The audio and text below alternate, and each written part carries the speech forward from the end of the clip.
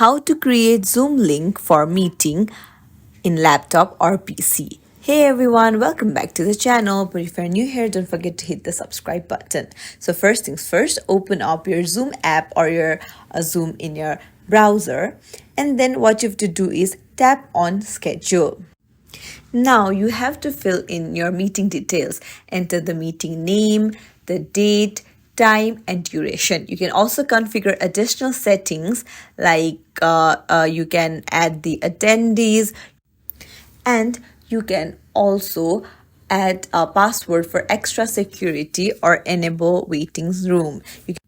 You can also set the meeting to repeat if you want to, and then you can even set a meeting ID and add attachments.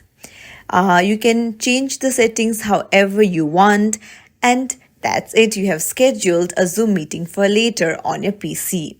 If you found this tutorial helpful, don't forget to like and subscribe to our channel.